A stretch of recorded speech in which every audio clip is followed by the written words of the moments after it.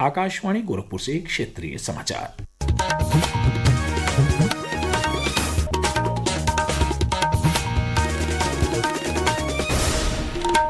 नमस्कार, समाचार बुलेटिन के साथ मैं वेद प्रकाश पाठक। संसद के दोनों सदनों में ऑपरेशन सिंदूर पर आज भी विशेष चर्चा जारी रही। लोकसभा में हुई विशेष चर्चा में हिस्सा लेते हुए गृह मंत्री अमित शाह ने कहा कि प्रधानमंत्री नरेंद्र मोदी ने दृढ़ संकल्प के साथ जवाबी कार्रवाई की और ऑपरेशन सिंदूर को सफलतापूर्वक पूरा किया गया। उन्होंने अपने संबोधन में भारतीय सशस्त्र बलों की सराहना की।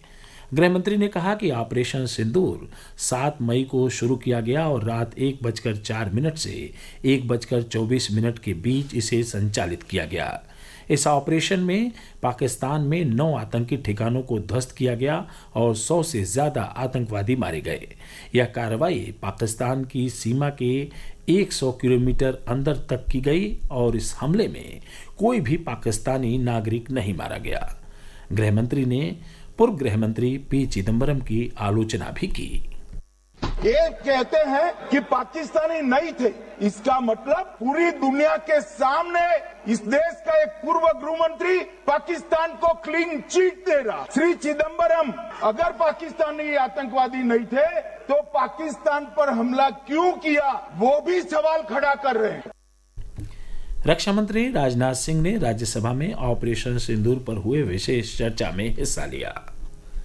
प्रधानमंत्री नरेंद्र मोदी के 2 अगस्त के प्रस्तावित वाराणसी दौरे की तैयारियों की समीक्षा के क्रम में वहां के सेवापुरी ब्लॉक के बनौली गांव में प्रस्तावित जनसभा स्थल का आज मुख्यमंत्री योगी आदित्यनाथ ने निरीक्षण किया। उन्होंने अधिकारियों से जनसभा स्थल पर की जा रही तैयारियों के संबंध में जानकारी प्राप्त की और आवश्यक निर्देश दिए। मुख्यमंत्री ने आज ही प्रयागराज जिले का भी दौरा किया। वहां उन्होंने सर्किट हाउस में विंध्याचल और प्रयागराज मंडल के विकास योजनाओं की समीक्षा की। समीक्षा बैठक में दोनों मंडलों के जनप्रतिनिधियों के साथ साथ लोक निर्माण विभाग, नगर विकास और पर्यटन विभाग के अधिकारी भी मौजूद रहे। नाग पंचमी का पर्व प्रदेश के सभी जिलों में श्रद्धा, भक्ति और हर्षोल्लास के वातावरण में मनाया जा रहा है। इस अवसर पर श्रद्धालु सुबह से ही शिव मंदिरों और शिवालयों में भगवान भोलेनाथ और नाग देवता की पूजा अर्चना कर रहे हैं। नाग पंचमी के अवसर पर विभिन्न संगठनों द्वारा विभिन्न जिलों में खेल प्रतियोगिताओं के आयोजन भी किए जा रहे हैं। गोरखपुर के गोरखनाथ मंदिर में नाग पंचमी के उपलक्ष्य में आयोजित 2 दिवसीय राज्य स्तरीय कुश्ती प्रतियोगिता का आज समापन हो गया। समापन कार्यक्रम में मुख्य अतिथि मुख्यमंत्री योगी आदित्यनाथ ने पहलवानों का हौसला बढ़ाया। इस अवसर पर आयोजित कार्यक्रम को संबोधित करते हुए उन्होंने कहा कि प्रदेश में खेल और खेल गतिविधियों में पिछले 11 वर्ष के दौरान व्यापक परिवर्तन देखने को मिला है। प्रधानमंत्री नरेंद्र मोदी द्वारा शुरू किए गए खेलो इंडिया कार्यक्रम ने प्रदेश के खेल प्रतिभाओं को उभारने का कार्य किया है।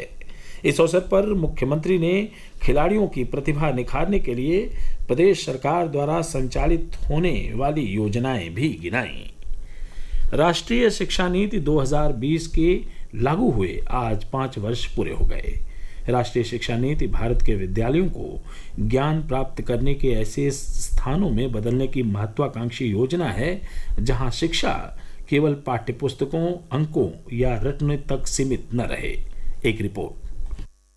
निपुण भारत और विद्या प्रवेश जैसी पहलों से लगभग 9 लाख विद्यालयों के 4 करोड़ से अधिक विद्यार्थी लाभान्वित हुए हैं। वहीं भारतीय सांकेतिक भाषा पर 1000 से ज्यादा वीडियो और टॉकिंग बुक्स विकसित की गई हैं। 5+3+3+4 संरचना और स्कूली शिक्षा के लिए राष्ट्र पाठ्यचर्या की रूपरेखा 2023 अनुभवात्मक और योग्यता आधारित शिक्षा को बढ़ावा देती है। सीबीएसई बोर्ड परीक्षाओं में अब 50% योग्यता आधारित प्रश्न शामिल हैं और वहीं विद्यार्थी विषय का चुनाव 2 स्तरों पर कर सकते हैं। निष्ठा शिक्षक प्रशिक्षण कार्यक्रम के तहत 4 लाख से ज्यादा शिक्षकों को भी प्रशिक्षित किया गया है। बाल वाटिका, जादुई पिटारा और प्रशस्त ऐप जैसी अन्य पहलों ने बहुभाषी, समावेशी और समग्र शिक्षा को अधिक बढ़ावा दिया है। राष्ट्रीय शिक्षा नीति 2020 एक ऐसी नीति का निर्माण कर रही है जहां प्रत्येक शिक्षार्थी को आगे बढ़ने का अवसर मिलता है। आदर्श की रिपोर्ट के साथ अमन यादव, आकाशवाणी समाचार, दिल्ली।